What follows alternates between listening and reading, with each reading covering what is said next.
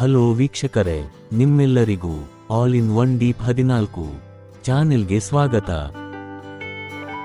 ಖಾರದ ಕುಂಬಳಕಾಯಿ ಕಡುಬನ್ನು ಮಾಡಲು ಬೇಕಾದ ಸಾಮಗ್ರಿಗಳು: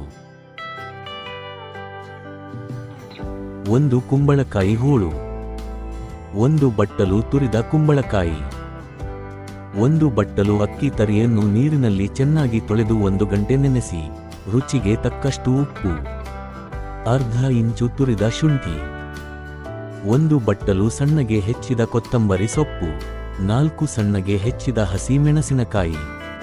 ಎಲ್ಲಾ ಪದಾರ್ಥಗಳನ್ನು ಸೇರಿಸಿದ ಮಿಶ್ರಣ. ಬಾಳೆ ಎಲೆಯಲ್ಲಿ ಹಾಕಿಟ್ಟ ಕಡುಬಿನ ಮಿಶ್ರಣ.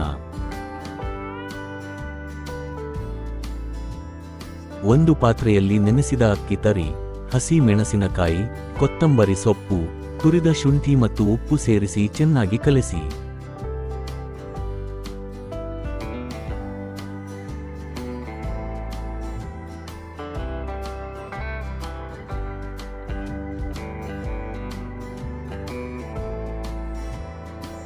ಈ ಮಿಶ್ರಣಕ್ಕೆ ತುರಿದ ಕುಂಬಳಕಾಯಿ ಸೇರಿಸಿ ಚೆನ್ನಾಗಿ ಬೆರೆಸಿ ಅರ್ಧ ಗಂಟೆವರೆಗೂ ಇಡಿ.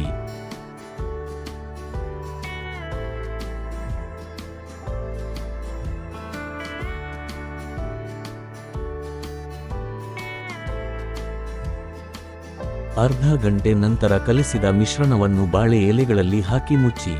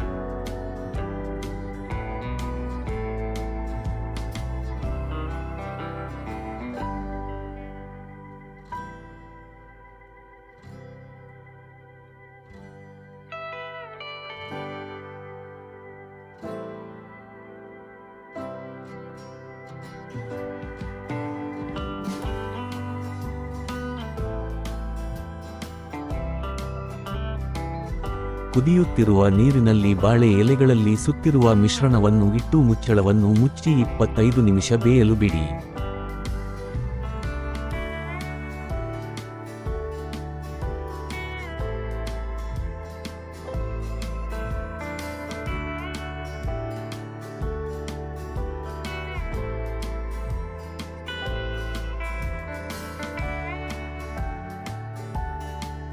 ಈಗ ರುಚಿಯಾದ ಆರೋಗ್ಯಕರ ಕುಂಬಳಕಾಯಿಯ ಕಡುಬು ತಯಾರಾಗಿದೆ.